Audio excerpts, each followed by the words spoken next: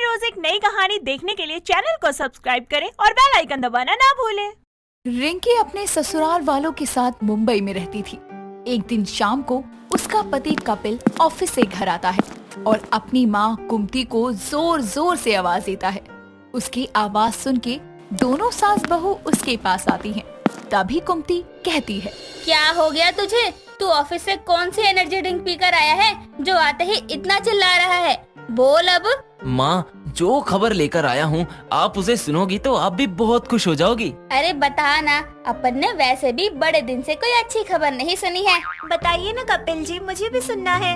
रिंकी, तुम्हें सुनने की जरूरत नहीं, अब तो तुम लाइव देखोगी। अब तुम्हें सीरियल देखने की कोई जरूरत नहीं है। अच्छा जी, वो कैसे? बताता हूँ माँ, आज कानपुर वाली गोपी मौसी का फोन आया था।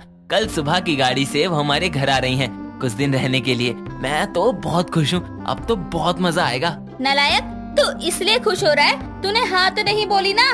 मना कर दे उन्हें, वो अपन के घर ना आए।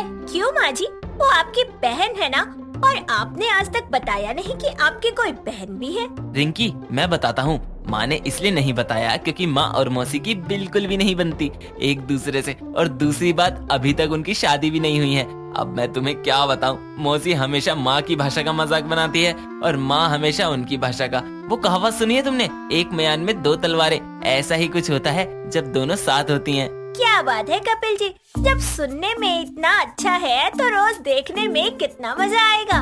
बस कर तू, हो गया तेरा।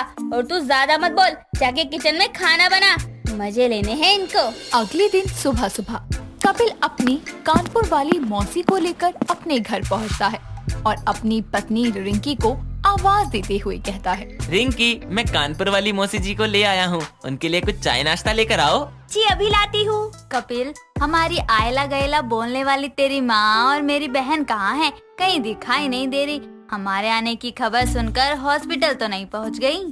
नहीं मौसी जी, कमरे में होंगी। आप चाय नाश्ता करो, अभी आ जाएंगी। और बताओ मौसी, कैसे हो आप? हम तो ठीक हैं। तू बता, तुम्हारी बीवी कहाँ है? बस आती ही होगी मौसी। लो, आ गई। नमस्ते मौसी जी, ये लीजिए चाय। क्या बात है कपिल, हमारी बहू तो बहुत सुंदर लेकर आए हो। मौसी जी, आपकी शादी नहीं हुई? क्या बोल रही हो तुम? नहीं बहू, अभी हमारी शादी नहीं हुई। हमें हमारा सपनों का राजकुमार अभी मिला नहीं है ना, इसलिए। क्या बात है मौसी जी, आप तो बहुत इंटरेस्टिंग हो।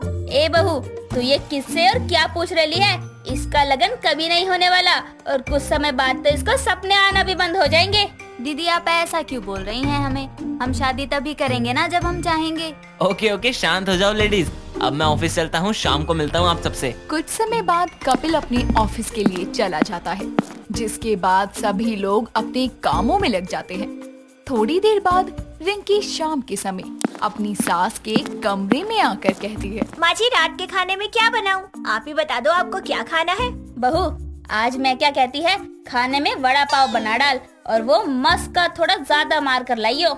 जी माँ जी। रुक जा बहू, हम तेरे घर के मेहमान हैं तो तुझे हमारी पसंद का खाना बनाना चाहिए ना, इसलिए तू ये वड़ा पाव आओ छोड़ और कानपुर की बढ़िया सी सुल्तानी दाल और चावल बना दे। मैं बोली ना, खाना तो मेरी ही पसंद का बनेगा, तुम ज्यादा किचकिच ना करो। नहीं बहू, खाना तो हमारे ही पसंद का बनेगा, जो हमने बोला है, बस बात खत्म। माँ जी, मौसी जी, आप लड़िए मत। एक काम करती हूँ, आप दोनों की पसंद का बना लेती हूँ। बस प्लीज आप अपने कमरे में चली जाइए मौसी जी। चलो बहू, वैसे भी आपकी सास हमें पसंद ही कहाँ करती है। इतना कहकर रिंकी अपनी मौसी को लेकर वहाँ से चली जाती है, जिसके बाद वो अपनी सास और मौसी की अलग अलग पसंद का खाना बनाने में लग जाती है, जिसमें उसको बहुत समय लगता है। कुछ समय बाद कपिल ऑफिस से घर आता है।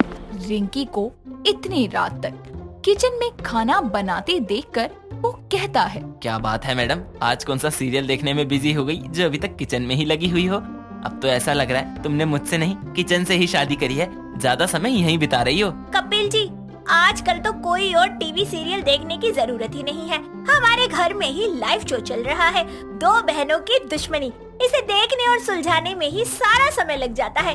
यार, मैं बुरी तरह से थक गई हूँ। जानता हूँ बेबी, बट इस टाइम तुमसे ज्यादा मैं थक गया हूँ, इसीलिए तुम अपना काम कंटिन्यू रखो, मैं थोड़ी देर में आता हूँ। कुछ समय बाद सभी एक साथ बैठकर रात का खाना खाकर अपने कमरे में सोने के लिए चले जाते हैं।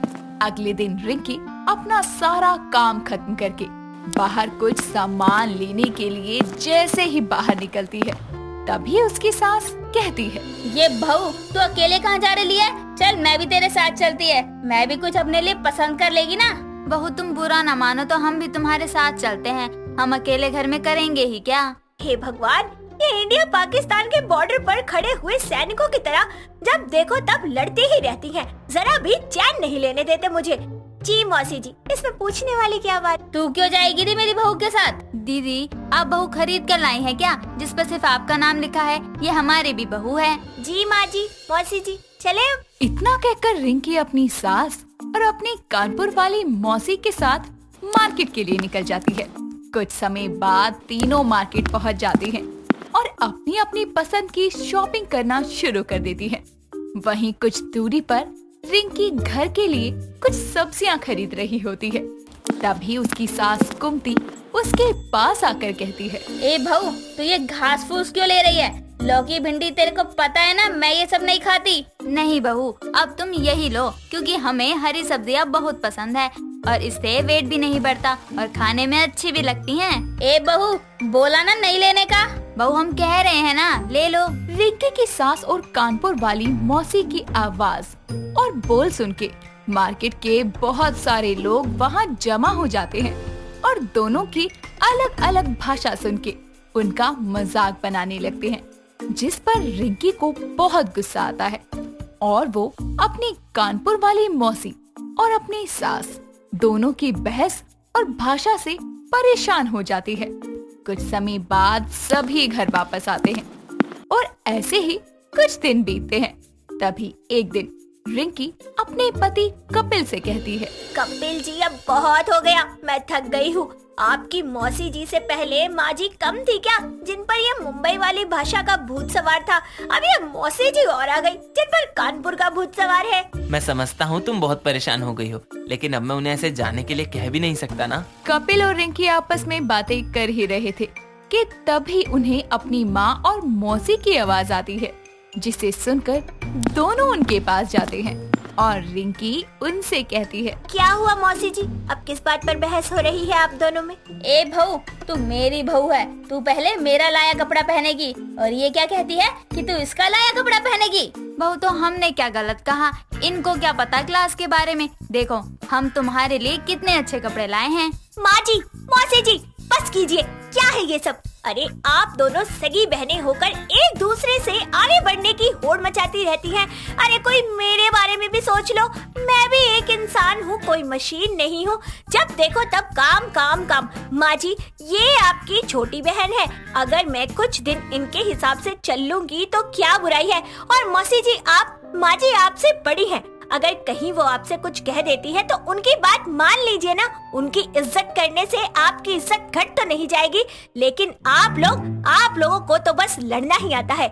अगर आप दोनों एक दूसरे को समझ कर चलेंगी ना तो बेहतर रहेगा, आपके बीच में कोई लड़ाई झगड़ा नहीं होगा, वरना मैं तंग होकर ये घर छोड़ के चली जाऊंगी। रिंकी की बात उसकी सास और कानपुर वाली मौसी को समझ आ जाती है, जिसके बाद वो दोनों अपनी लड़ाई को खत्म करके एक दूसरे को समझकर प्यार से एक दूसरे के साथ रहने लगती हैं। कुछ समय बाद उनकी कानपुर वाली मौसी खुशी के साथ अपने कानपुर रवाना हो जाती है। दोस्तों अगर आपको ये कहानी पसंद आई तो इसे लाइक करें, शेयर करें और कमेंट करके बताएं कि कहानी में आपको सबसे अच्छा क्या लगा।